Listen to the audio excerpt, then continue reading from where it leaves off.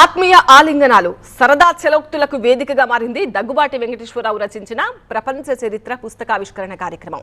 చాలా ఏళ్ల తర్వాత ఒకే వేదికపై కనిపించిన తోడళ్లుళ్ళు దగ్గుబాటి వెంకటేశ్వరరావు, సీఎం చంద్రబాబులు ఒకరిపై ఒకరు చలోక్తులు విసురుకున్నారు, ఆత్మీయ ఆలింగనాలు చేసుకున్నారు.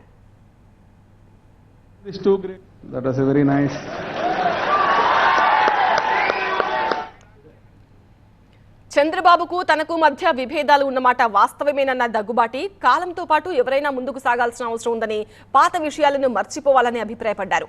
తన పుస్తకావిష్కరణ కార్యక్రమానికి చంద్రబాబు రావడం సంతోషంగా ఉందన్నారు.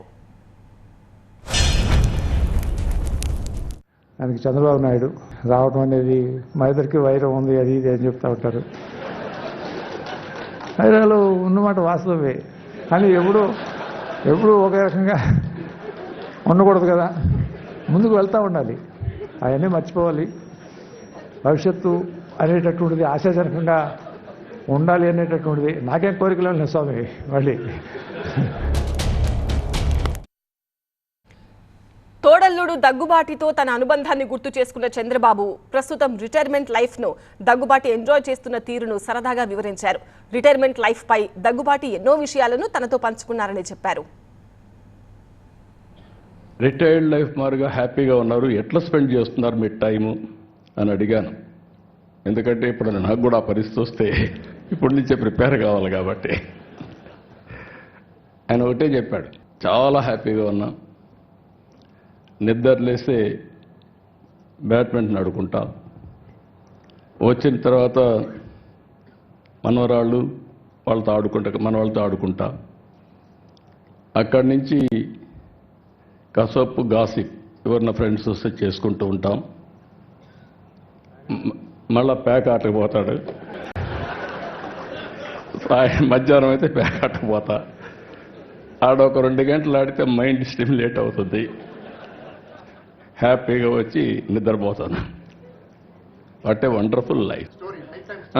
అది కూడా చెప్పాడు, నేను మర్చిపోయాను. పిల్లలకి రాత్రిలో ఒక స్టోరీ చెప్పి ఏం హ్యాపీగా నిద్రపోతాడు. ఇక వచ్చే 5 ఏళ్లలో ప్రపంచంలో అనేక మార్పులు వస్తాయన్నారు దగ్గుబాటి. మనిషి మరో 50 ఏళ్లు బతికేందుకు అవసరమైన టెక్నాలజీ వస్తుందని, అందువల్ల లోకేష్ లాంటి యువకులు తమలాంటి వారి పట్ల అప్రమత్తంగా ఉండాలని చెలోక్తి విసిరారు. రాబోయేటటువంటి మార్పు లేకపోతే రాబోయేటటువంటి కొత్త ఇన్వెన్షన్ ఏంటంటే, మనం ఇంకొక 50 సంవత్సరాలు ఎట్లా బతకొచ్చు అనేటటువంటి దానికి మెకానిజం వచ్చేస్తట. మరి చంద్రబాబు గారు ఇంకో 50 సంవత్సరాలు మీ అబ్బాయి బాధపడతాడు. మీరు కనుక 50 సంవత్సరాలు ఇంకా బతికామంటే రెడీగా ఉండండి.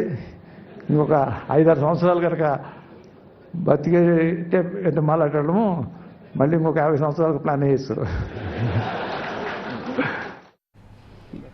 ఎన్టీఆర్ అల్లుళ్లుగా 2 కళ్లుగా ఒకప్పుడు తెలుగుదేశంలో ఇద్దరిది హీరోలే.